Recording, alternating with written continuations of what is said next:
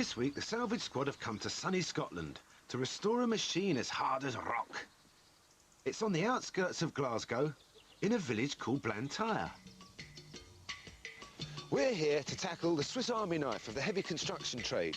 During the 1950s and 60s, it was the machine that was either building modern Britain or knocking the old one down. What's it called? The Ruston Bucyrus 10RB.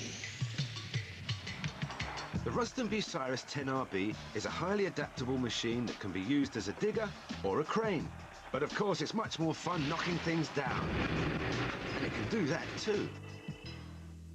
But now the mighty destroyer has almost become the destroyed.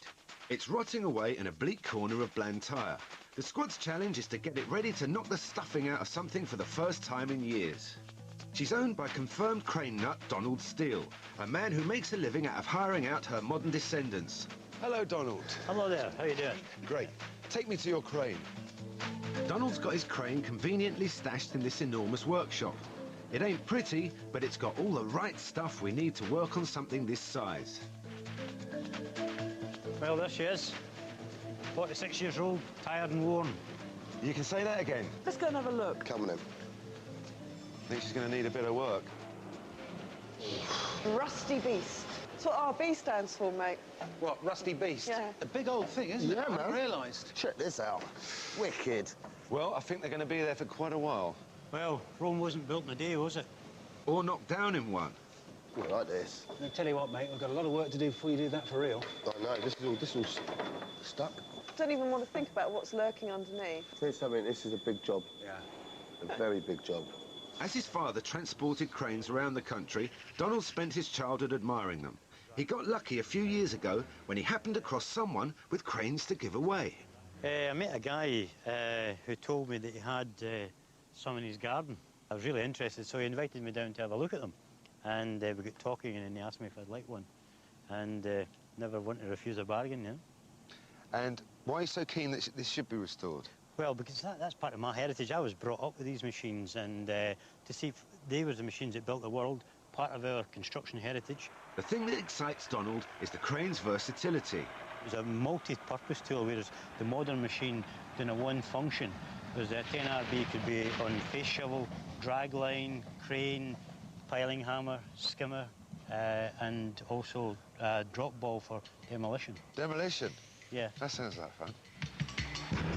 Once restored, our crane could do a wide variety of tasks, but we're going to stick a wrecking ball on it and have a smashing time.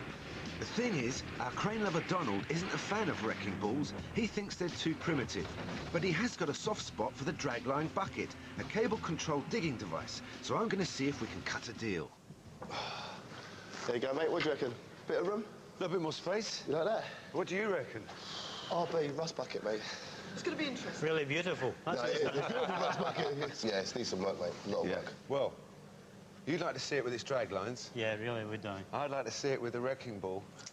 We come to an agreement on that. You're a tough man, like. But, well, we could have a deal on that. OK, here's the end of the deal. We will restore it, but you won't be able to see it until it's finished. Is that a deal? Oh, I don't know about that. Why is that? How do you work that out? So it'll be a surprise. Or a shot. Say yes. Oh, one of rust the- buckets are really beautiful. Right, that's we've got a deal. No, we've got a deal. Yeah, we've got a Nice deal. one. The ancestor of our crane is the 1837 steam-powered shovel. Before it, the only thing available to dig big holes was men, and lots of them. Mechanical diggers made previously unthinkable projects possible. The 80 steam shovels on the Panama Canal did the equivalent work of 160,000 men. In time, diesel and electricity would replace steam power, but the machines kept getting bigger. Big Muskie was a monster. Its dragline bucket could easily hold a two-storey house. Though not quite as immense, our crane works in the same... They are both what's known as clutch and cable machines. They use cables to operate their machinery and clutches to control the cables. The cables allow for the mechanisms attached to the jib to be swapped. This machine can change from a lifting hook to a digging face shovel or a havoc-wreaking wrecking ball. And the idea of a wrecking ball is getting something of a following. Yes, mate. Listen, I know Donald doesn't like the idea of a wrecking ball, but you've got to get one. Right, excellent. Yeah. We've got to educate some people around here about the joys of smashing things up. I'll see what I can do. All right, bruv. See you later. Oh, yeah. But if this machine's going to do anything at all, it's got to be unearthed from some heavy-duty debris.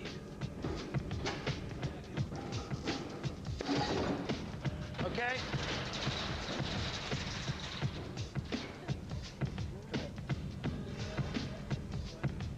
To help the squad with this weighty project, we've brought former crane fitter Willie Middlemass out of retirement. He's got 50 years of RB experience. So, Willie, where do we start, mate? Cab? Cab. Eh? Looking a bit sorry, isn't it? It's knackered. These tracks, I mean, they look about... The thumb with this one here looks faulty. Right. What about the mechanics of the thing, all the clutches and the brake Well, bands? the clutches will all be taken out, checked, Yeah. and relined. What about the motor? What do we know about that? Well, we'd have to clean it up and try it. And of course we're missing the jib. Yes. Up here. Ah, you've got a selection. Are you feeling optimistic about it? It's no problem. No matter how bad it gets, cling on to that fact. It's no problem. No problem. We'll keep reminding you of that. There's no problem.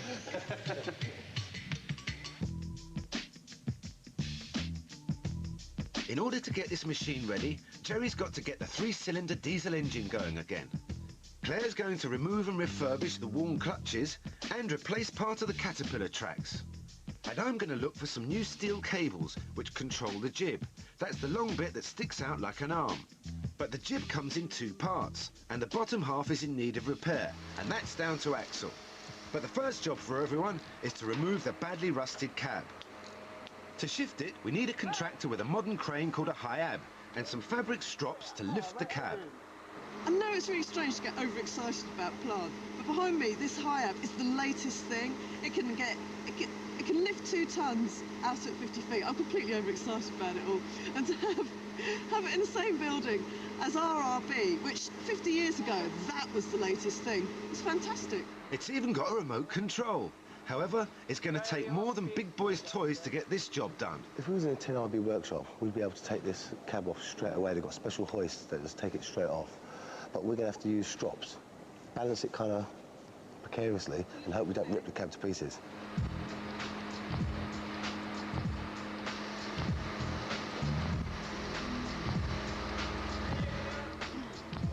But we need that cab off in one piece, because if it can't be saved, it's going to have to serve as a template for a whole new one. I can't see above it.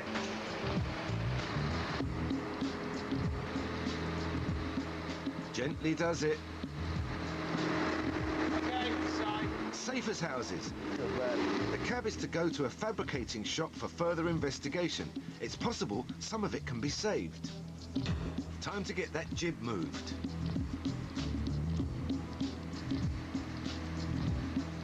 This structure is made up of 2 bits, but they don't want to come apart after all the years they've spent together.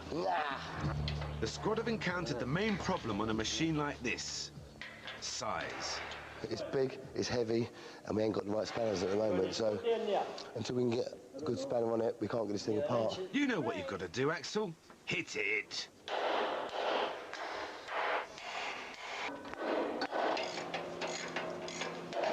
Yay! Axle power. No piddly little jib is going to stop this man. This part of the jib was damaged and patched up at some time in the past. It's this and the general state of decay that means it needs some serious attention. Hang on. I'm going to touch the back here. The remote control high-ab is going to lift the jib onto the lorry. If it will fit, that is.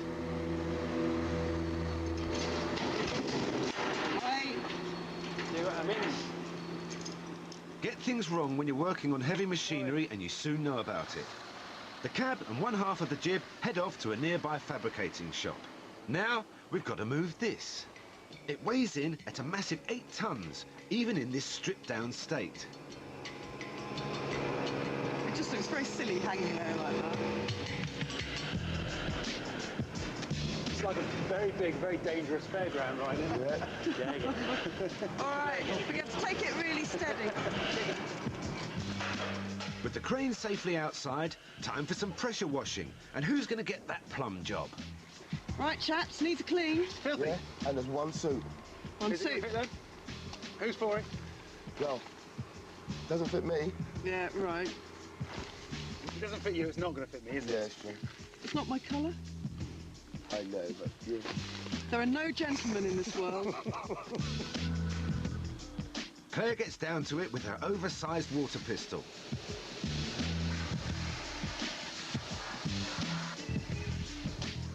A good clean-up reveals that the engine's got a dirty secret.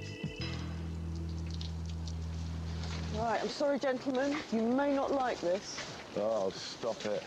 Well, underneath all the dirt and filth and goodness knows what else, I found a great big line of sealant. Oh, Can you see it? Yeah. This sealant has been put on to stop a leak. That hints at something pretty serious underneath. What do you reckon, Willie? Frost crack? Yeah, I would think it's a frost crack. It's been caused by being left with no antifreeze. So the ice has expanded and, then cracked cracked the the bottom, metal. that's Salutary lesson. If some ice has cracked the engine, our chances of getting this going again are as good as wrecked.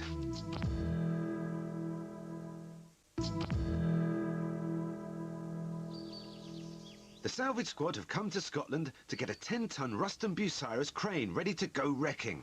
So far, the cab has been stripped off for a complete overhaul, but the engine could have some serious problems. What's underneath this line of sealant has everybody worried. What do you reckon, Willie? Frost crack? Yeah, I would think it's a frost crack. Time to cut Jerry loose. We get the engine off pronto, as a crack in the engine is a potential disaster. What have you found then? Nothing. Well, I scratched it off and expected to find a huge frost crack in it. Yeah. Nothing. I took the plate off, and look. The block's absolutely fine. Yeah, it's absolutely 100%. Look at the state of that. That is the best advert for antifreeze I've ever seen in my life. It's completely buckled the plate. Yeah. Can you push that out? No, no chance. Make a new plate. All right. Ever so easy, really. Okay. Put it on, and it's a good one. Excellent. Next to come out are the two drum shafts. Nice span of action, Mrs. B. These are used to wind up the cables and control the jib. Hey! They rotate one way to wind the cable in, and guess what? The other to release it. Right, she's ready to go.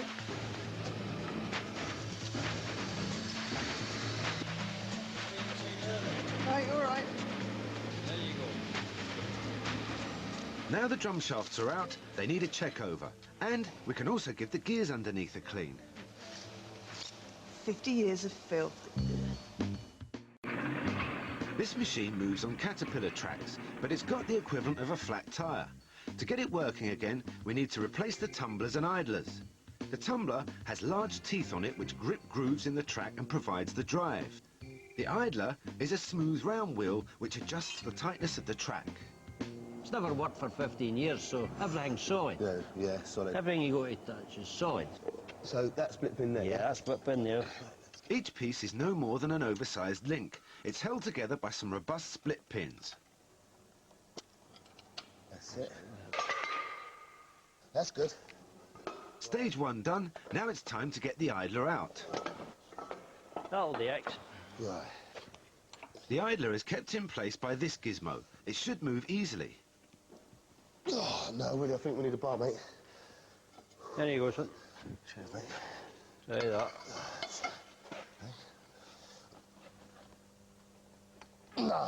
No, heat. A wee bit of heat. Yeah. As nothing's budging, Axel decides to set the thing ablaze. Heating the metal like this should cause it to expand and allow some movement. Push it off, son. There you go. Try that. Let's have a go now. Right, no. Yeah. Oh, it's away. Yeah. Hey.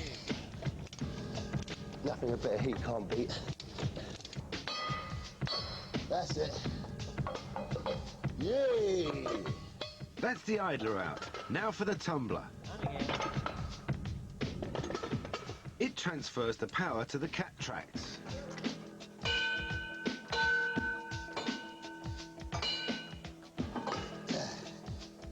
Success! Both the tumbler and the idler will be replaced by reconditioned ones. The caterpillar tracks need to be shot blasted. As they worm their way out, Axel gets rid of the rusty old chain.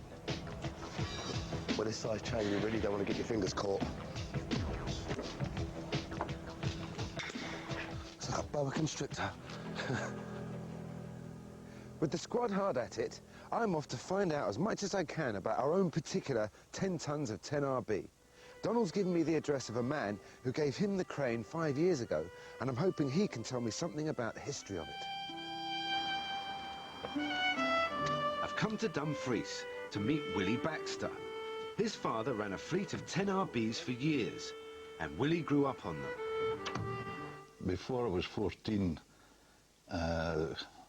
he had taught me to drive and maintain a 10RB. Being a young boy and driving a machine like this, then you had a position in society and you got respect, you got a lot of respect. Willie and his father Walter spent their working lives on these cranes. When his father passed on, Willie couldn't bring himself to get rid of them. He left 3 of them sitting in a line, and when I met up with Donald and he came along and saw them, we just couldn't believe his eyes. This meeting was to prove a godsend. Donald, whose crane we're restoring, is the only other person who loves cranes as much as Willie's dad did. It was just like old horses. He wouldn't part with them and he kept them in really good condition. He had this tremendous love for them and was known as the best dragline driver in Scotland. It was just his life. Then when he died, I discussed it with my mother and had the sculptor put the very type of machine that he loved the best on his headstone. Willie agreed to show me his father's grave. So this is where the old man's buried then, yeah? Yep, this is it. So there it is. In a quiet corner of Dumfries is the resting place of a hard-working man who was captivated by the machines he spent his life with. But he's got more than his crane to keep him company. So this was actually one of his best friends that's buried next to him not long after him he died. But, Yeah? Yeah, they enjoyed a few drinks together. I suppose that's quite nice. He's very next to his drinking partner. Oh, yeah.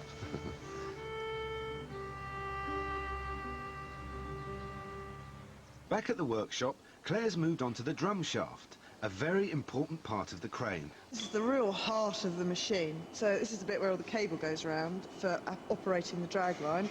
This is the brake bit, and that's the clutch. And I suspect that's probably worn, so we're going to have a look at that. The drum shafts are situated inside the cab, just in front of the engine. They're controlled by the clutches. When the clutch is engaged, the clutch band is pushed out against the cable drum. It's the friction of the clutch band against the drum that transfers the power from the engine. The problem with clutches is the friction material on the clutch band wears out, and when this happens, the clutch will slip and won't transmit any power. So Claire's going to check out what kind of condition the clutch bands are in. Look at that. It's down to completely bare metal there. There's no clutch band on that whatsoever. That's what it should look like. This is doing nothing. And Axel's got an eye full of bare metal as well. He's gone to a local fabricator's to meet Alan Pitt-Kethley, who's cast his expert eye over the bits of our cab. As you see, the doors, the glass is in a bit of a bad shape, but they can deglaze that. There's nothing really bashed or bent. No. Well, he's going to sand this down or blast it? I think if they blast that, that'll come up quite well. Yeah? Blast and paint it. OK. However, there's still a lot of work to do replacing the parts of the cab that are too far gone. This means MIG welding, something which Axel hasn't had great success with in the past. Goes nothing. MIG welding is an electric process. The metal wire that makes the weld is contained inside the torch and fed on a continuous spool. So what do you reckon now? Second time. That's quite good. Yeah? I wouldn't put yourself down because there's a lot of paint work underneath that. Right. And rusting things, but that should tidy up. While Axel's got to grips with the welding, back at the other workshop, Claire and Willie have made some progress as well. Yeah, then we're ready to put the new band in, Claire. How hard can it be? Eh? How hard can it be? Right, you can do it. So it's exactly the opposite of how we took it apart That's then. correct. Get all the right pieces in the right place. You need about 900 hands here, don't you? Get a pin, line up the hole. Sweet that. No, that's not going anywhere.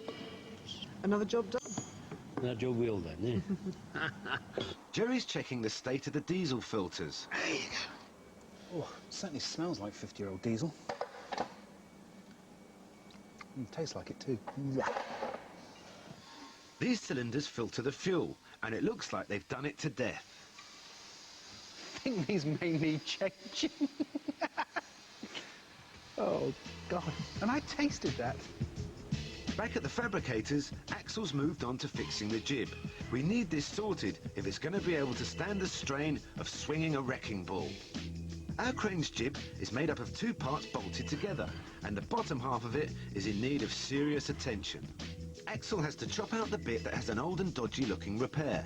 The key to doing this is to stagger the cut. If the jib was cut and repaired in a straight line, all the stress would be at one point and it could snap. This oxyacetylene torch operates at around 2000 degrees. It can cut through solid steel in seconds.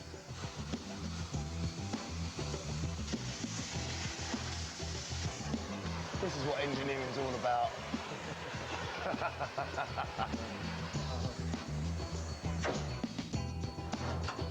Well done, sir. I like the cut of your jib. Everybody knew, sir. So that's the bit we're going to throw away? Yeah.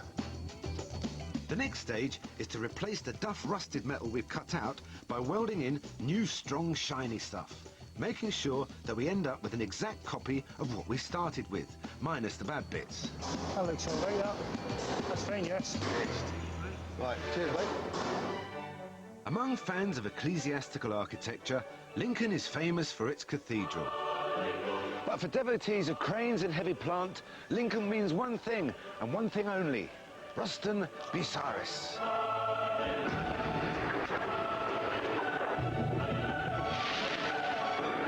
Everyone I've met who's worked with these machines has utterly loved them. I want to find out, what is it about them that can charm the toughest of hard-working men? I've come to the site of the old Ruston Bucyrus factory to meet a man who's something of a fan himself. Derek Braunton runs the Ruston Bucyrus archive.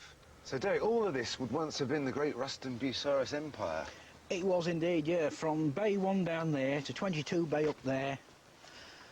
Quarter an hour's walk from one end to the other one about, and that's going some too. 3 million square feet, supposedly. 3,000 souls. And the whole place was absolutely bonkers in its time. You know, you wouldn't walk down this road now like this. You know, get run down by a fork truck or a lorry or something. We had classic occasions, I believe, one occasion where the crane driver one end of the bay was on strike and the crane driver the other end was not on strike. One end of the factory could be on strike for a year before the other end would find out. Well, they soon found out. There's a very efficient bush telegraph too. At one time, this factory turned out over 1,000 machines a year. The company had a history of building the best cranes in the world and were confident about their future. As you can see from this 1970s promotional film.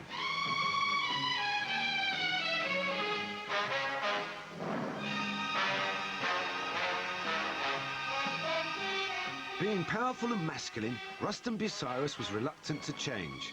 As a result, it was about to lose its dominance of the world of cranes and construction. It missed out on the next big thing: hydraulic equipment. The new hydraulic machines were more manoeuvrable and just generally easier to show off in. And for the namby-pambies that drove them, there was padded seats, radios, heating, and no doubt compulsory membership of the local synchronized swimming team. They don't use a clutch and cable like our crane. Instead, they're controlled by oil kept under pressure in a series of pipes. This technology was to revolutionize the industry, and although the company is still around in another form, the mighty Ruston Bucyrus of the past has gone. But Derek has saved every file and photo he could get hold of and created this archive dedicated to the company. So what is it about the RBs that people love so much? I think it's nostalgia, obviously, certainly, because years gone by, in the 1950s, 1960s, every hole had a Bucyrus in the bottom of it nearly, you know, and every colliery had one. And people who worked on them were also nostalgic about the way they worked. They were saying it was almost like ballet in the old cab there. You had to put it was, that's right, yes. People that drove were absolute artists. Okay, you had to learn. I remember in the 1970s, it was Newark Drainage Board, I think. They came in and traded in a 10RB for a modern hydraulic machine. And this old lad who'd been driving this 10RB for donkey's years came and delivered his old machine into the factory to trade in. The old lad was crying. He'd worked on this machine from new all his life and he's traded in for modern hydraulic. He said, you know, soul's gone out of the job. That was it, you know. A few buttons. That's right, a few buttons, yeah. Yeah, absolutely, yeah. Listen, I know you've got tons and tons of stuff here. I don't suppose by any chance, Derek, you'd have anything on our specific crane, would you? 21599, I think, wasn't it? Yes. Yeah, just bear with me a minute. 3-inch RB.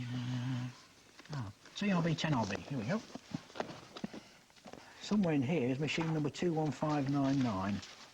10RB machines, lot 131, and is sold to the Department of Agriculture for Scotland. Yeah, that's right. And that's the particular machine that you're working on. That's right. Yeah. There is a photo of it with the Department of Agriculture for Scotland written on the side of it. Oh, yes. beautiful. There you are. Oh, how about that? Willie Baxter's dad, Walter, bought the crane from the Department of Agriculture.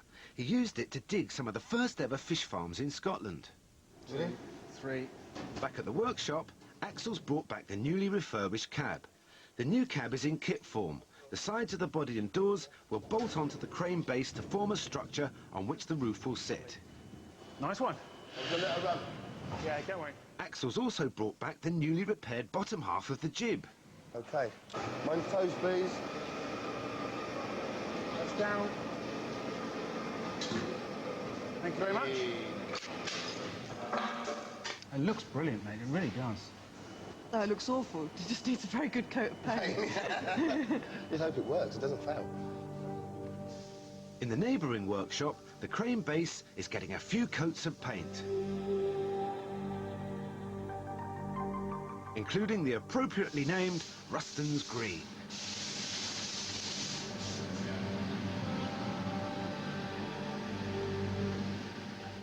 The newly painted crane is brought back ready for reassembly. With a tricky little job to do underneath the crane, the squad need to tilt it back to get at the problem. Happy with the chains? Talk it down a bit, please. Right.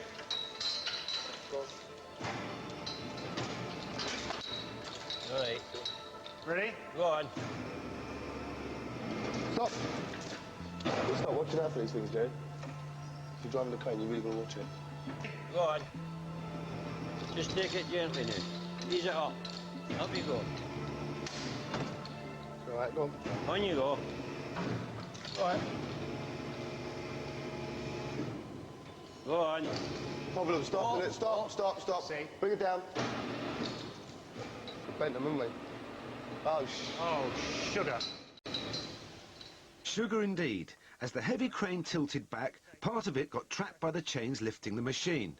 With the crane going one way and the chains stopping these poles from following, they got completely bent out of shape. Didn't need this, did we? The salvage squad are trying to restore a vintage piece of construction history. The 10RB is a machine that can work as a crane, a digger or a wrecking ball. And much to the dismay of its owner, that's what we're going to use it for. But there's still a long way to go before it's ready to do demolition. And the squad were lifting the newly painted base when they might have wrecked their chances. Stop a minute, stop, stop, stop. Yeah, another little hurdle. Jerry's taking it up on the chains. Not noticing that the chains have been wrapped around here.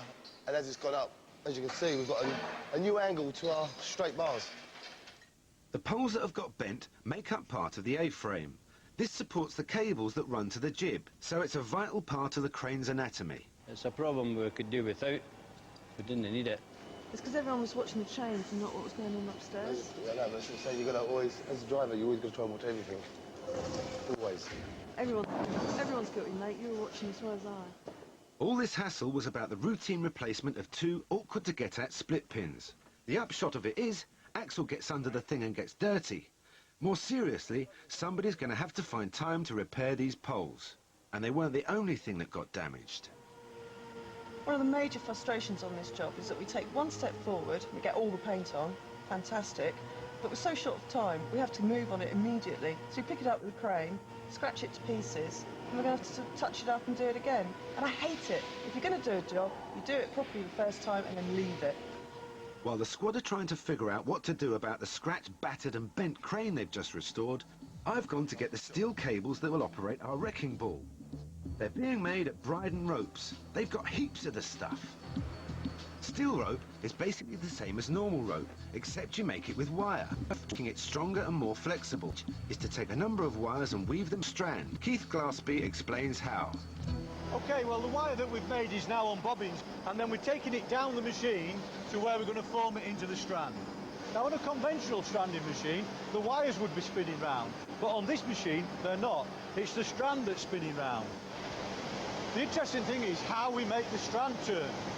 That's why this machine's puncher. And this is it.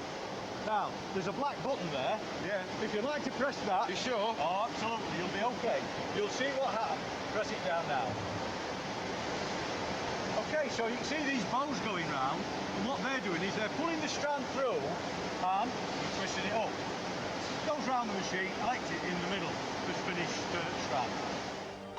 The double twist buncher pulls and twists the 7 individual wires into one very strong strand.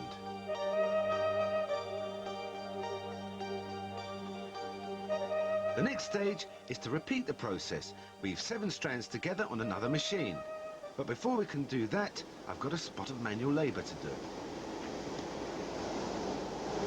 It's ready to go, I think. We're going to have to get you on the books. Is that going, yeah? Let go. Hey! And we're away, we're making our rope. The importance of the ropes cannot be overestimated. It is they that transmit the energy of our powerful diesel engine to the jib and wrecking ball.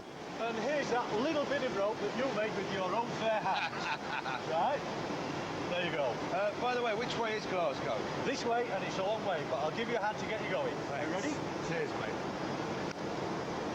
OK, it's up to you. Toodaloo. Cheers.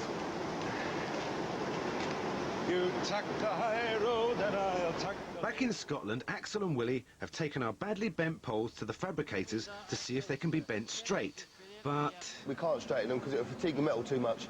So what I'm going to have to do now is cut these ends off, get some new tubing, and stick them back on again. Job I really didn't need to do. This welding torch is fitted with a gouging rod. It removes welds instead of creating them, and avoids the need to cut through metal. Axel needs to keep these mounts as they attach to the rest of the A-frame. He has to make sure everything is exactly as it was before the accident. That means getting the poles the right length. 65.5. Right, let's go and find some tubing.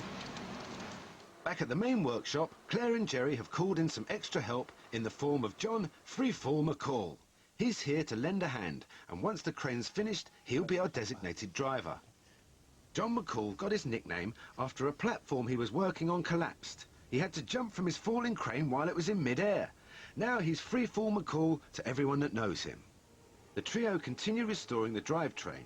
The new tumblers and idlers have already gone in. Now the squad are really starting to get back on track. Come on, guys, we've all got to pull together.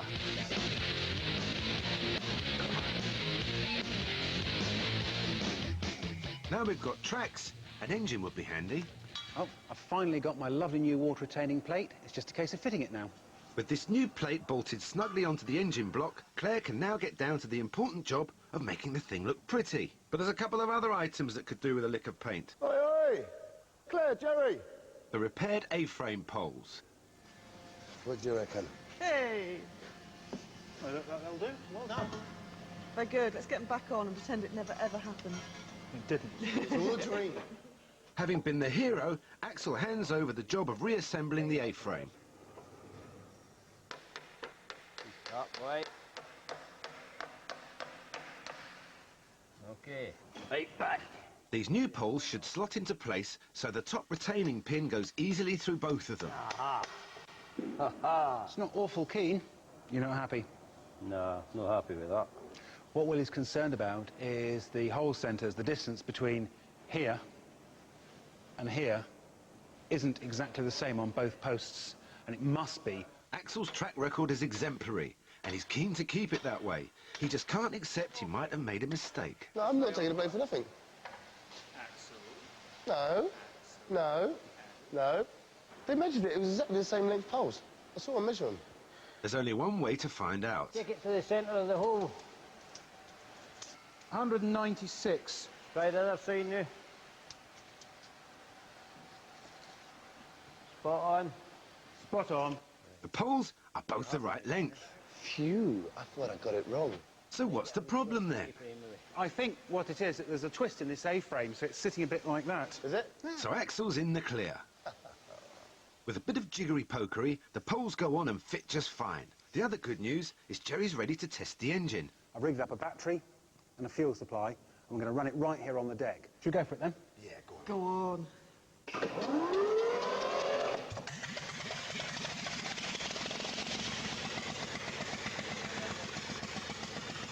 This 3-cylinder engine chucks out 34 horsepower on a good day. It drives everything from the caterpillar tracks to the jib. And we're going to need all it's got if we're going to do any demolition. Well, you certainly proved it's running. It's a runner.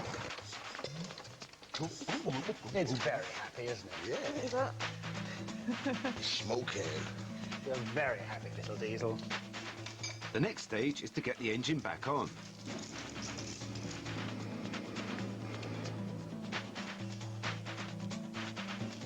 A little bit that way, please. Just leave it there, please. Mind your fingers, Claire. Yes! That was ridiculously easy. It's gone right for the first time. What we're going to do is pick up the first drum shaft, bring it across and drop it into the first slot here. So that's one of the cable drums. Once that's done, it's a case of putting the oil in and rebuilding.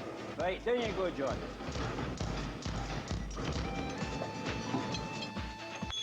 That'll do them, that's fine. The crane's got all its major mechanics back on board, and now it's ready for the jib. But the machine's facing the wrong way. Luckily, it can pivot through 360 degrees. Of course, this is normally done with a powerful diesel engine. That's where we want to be. Wee back. Whoop. Now it's ready for the jib. It's this that will hold up our wrecking ball. Claire and Willie have got one half of it, and Axel's been painting the other. Well, I've run out of grey primer and all that's left is pink. So we've got a rough, tough, creamy puff kind of crane. I wonder how this will go down with the Scotsman. I've heard of the pink kind of like, but I've never seen McCall with a pink jib. I think he likes it. Freefall McCall and his pink crane. It'll be the laughing stock of the building stage if we went out for that. The jib was damaged, so Axel welded in umpteen bits of metal to put it right. All that remains now is to bolt it back together. Where's one? No, where's the next one? Ah, he's got it.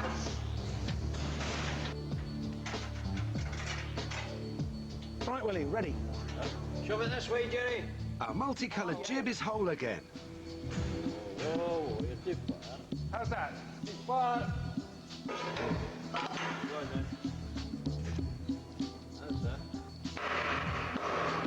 Hey! That's it, it's on. Chains off. Right, chains off. The pink RB lives! That pink undercoat will be covered in Ruston's green, which is lucky, as Donald the owner wouldn't be a fan of the colour. He hasn't seen the crane during the restoration, and he still can't quite come to terms with my wrecking ball plans. These machines were used for demolition at the end of their life, really, when construction companies maybe had finished with them. People would buy them for scrapyards, for breaking cars, for demolishing old buildings, and if it get crushed or damaged, well, they just cut it up and buy a new one. Whether Suggs has got a... I've never been a pop star that he never got to throw the television out the window. Then maybe this is him just trying to get his own back. I'm going to smash more than a TV, Donald, I can tell you. But before we get to have any fun, there's still work to do fitting the new cab. That's it, John. You're going to come down a bit and go your right. The squad put some panels in place and then run a few checks. Even the starting handle hole lines up. That's right. Excellent. I like that. That looks good. Yeah, nice work. Nice work. It looks like Frankenstein's monster at the moment. Look at it. Half a dozen different colours of paint, nothing bolted together, bits of panelling falling off. It's a nightmare. It's just the cosmetics. How hard can it be? No, I'm not taking the blame for nothing. And now they've put it all back together, it only looks slightly worse than when they first got their hands on it. It looks like Frankenstein's monster at the moment. Look at it. Half a dozen different colours of paint, nothing bolted together, bits of panelling falling off. It's a nightmare. It's just the cosmetics. How hard can it be? If our crane's going to be ready in time to be rigged with its wrecking ball, the squad are going to have to crack on. But after all the mucky jobs, there is something satisfying about these tasks. Each one transforms the crane and clearly takes it one step closer to completion. Lovely. That's good. The final task is to attach the steel cables I made with my own fair hands.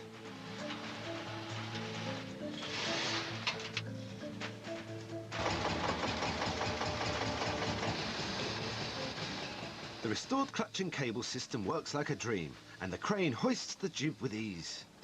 Not only does it look fantastic, it works as well. All the squad's hard work has done the trick. I'm getting more and more fond of this thing. It's such a good, solid object, a really good piece of British engineering. I've always wanted to have a go at one of these.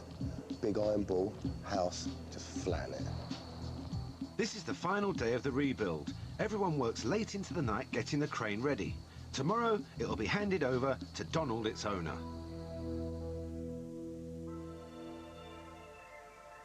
The next morning is a chilly one. Last night, the temperatures dropped to -18 degrees. In a frozen field in central Scotland, the salvage squad await the machine. I'm glad we haven't got that pink jib anymore. Good, looks like. Woohoo! Freedom! Looks good. This machine first saw the light of day way back in 1957. She had a hard life, but now the squad have got their hands on her, she is reborn in full Ruston Bucyrus regalia, looking very glamorous for her 46 years. Well, Donald's really looking forward to seeing his crane, but he's not too keen on wrecking balls. But I am, and I've got a half-a-ton one right here. And I've got something to smash up right here. Well, I did promise Axel. But before we can lay waste to their unsuspecting transit, I also promised Donald that he would have the crane rigged with his favourite toy, the dragline bucket. Here we go, look. Bucket. Bucket's up, yeah. So far, so good. Oh, look. I'm not putting it back together again. No. No. It's got to come off in one piece. Whee. That's it, it's done it. Yeah. Brilliant. In a field not far away, the machine's owner, Donald Steele, is waiting to be reunited with his crane. So, Donald, today's the big day. You looking forward to seeing the crane? Oh, I really am. I'm really excited. Hopefully today's the day the dream becomes reality, you know? I've got to say, it's bitterly cold today, Donald. This is the sort of weather these cranes are used to, though. Well, this is the weather that sorts them in from the boys. This is what these machines are rugged and they can stand up to this type of weather. Going on in that cab. But can the squad? The sun's up, but the temperature's still at -3. Driving a crane is a skill none of the salvage squad have. Luckily for us, we've got John Freefall McCall. Nice. There'll be ballroom dancing before you know it. The crane's off and running, so it's time to bring Donald in. He hasn't seen this machine working in years. After all the squad's hard work, let's hope he's gonna dig it the most. There's a man with a big smile on his face. Hello, how you doing? A one crane salute. Good reckon. That looks good. Doing a lot better than I imagined. Oh, yeah. Lots of new bits in there, lots of working things. We've got nice new ropes on it, clutches in it. It's sorted for you now. Something else looks wonderful.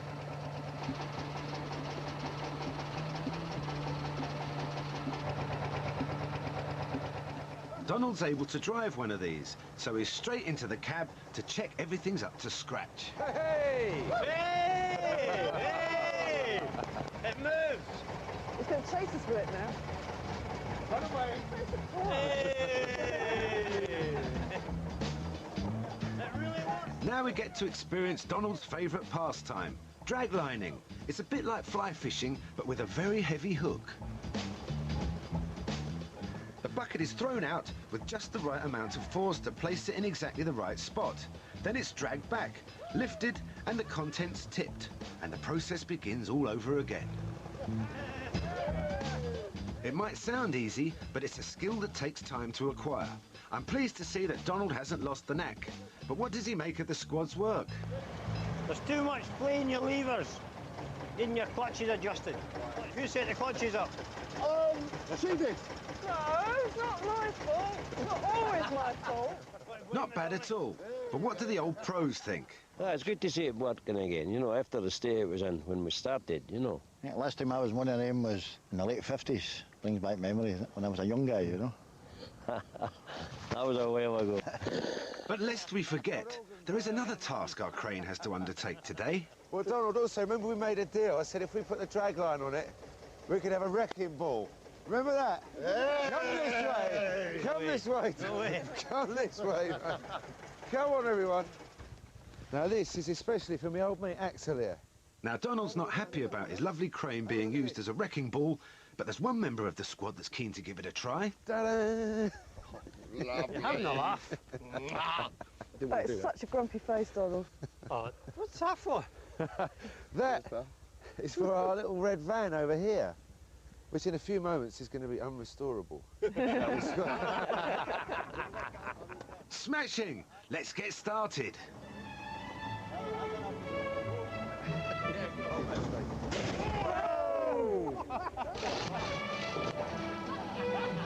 Here we go.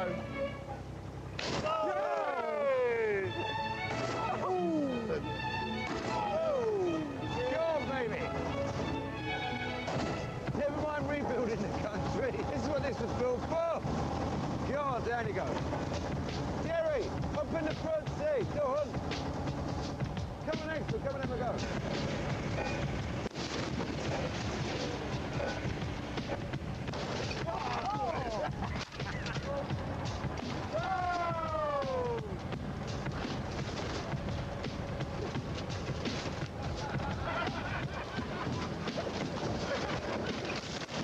Good shot, go.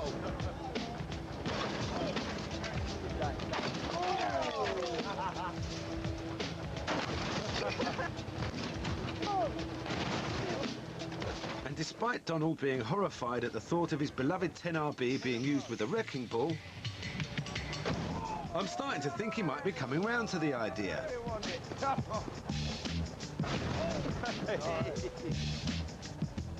In fact, we've created a smashing, crashing, mashing, mayhem-loving monster. I think we've absolutely convinced Donald. We can't get him off it now. He's unbelievable. They're going to be out here every weekend with a succession of different vehicles having a go. They're turning it into an art form. Fabulous! Absolutely fabulous! Really good. Really good. I'm into this now, boy, I tell you. Any more? There's a little house on the horizon there. We thought we might... Let's go. Wonderful. I think from now on, we'll be able to take it around the vintage rallies and show the people that this was the machine that built the modern Britain as it is today. I'm really impressed with the way it's turned out. It's just as if it came out the factory. And there's more about this week's challenge at channel4.com/science. Next Monday at 8 in the final programme, the squad try to rebuild a steam plough called Margaret.